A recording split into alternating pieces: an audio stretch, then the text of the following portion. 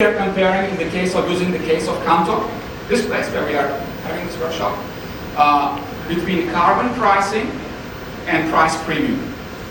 So it takes about carbon price about $50 per ton of carbon to achieve those levels of incentives that farmers want.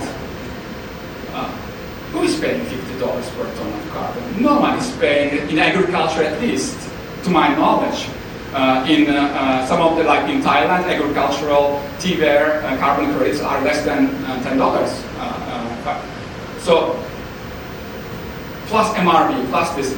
So, $50 per ton of carbon currently, in this political situation that we are in, global landscape, implausible. But you look at the price premium. They're asking about $20 of additional price premium for low emission rice. A 5% broken Vietnamese rice right now is selling for $420 in international market. $20, what? About 5%. So 5% price premium. That's not that difficult, that's doable, that's plausible. So there are these kind of approaches where you can bring in other tools.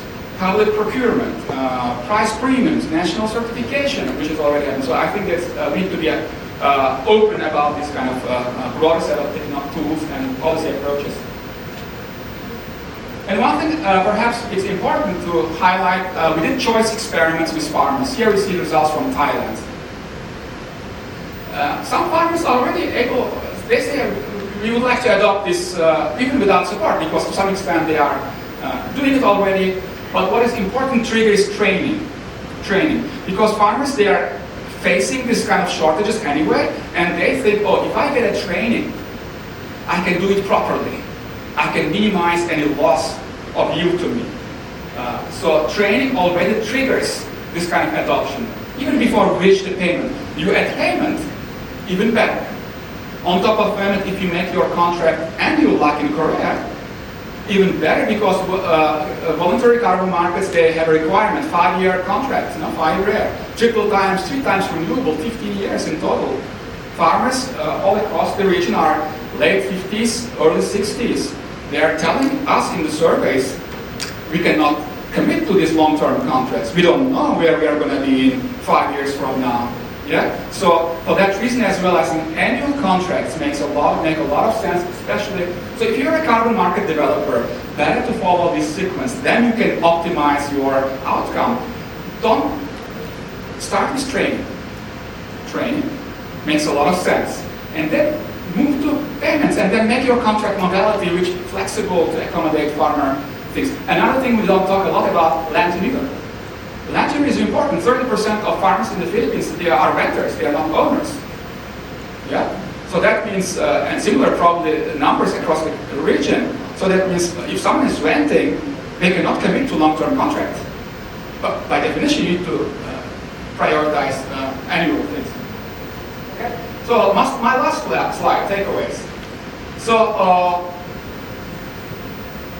adoption rate of these methane-reducing practices is growing. Continuous flooded irrigation is no longer the baseline, but there are variations, and there's a lot of work we can optimize to do. We can optimize the system.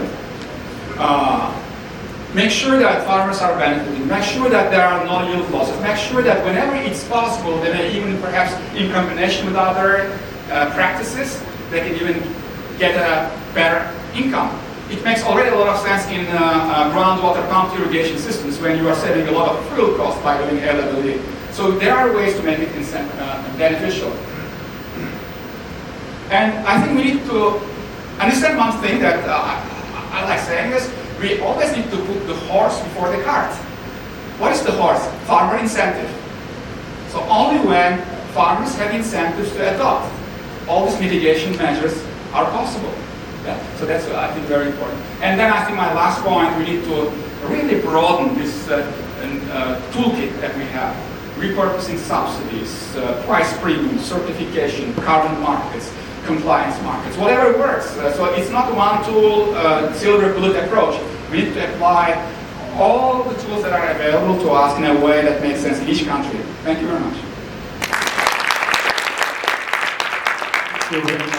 Dr. Alice for very scientific sound presentation concerning the economic analysis of climate production in the low emission.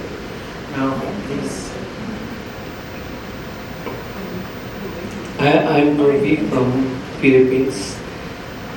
Yes, Dr. Ali shared a very good presentation. I have to read my question.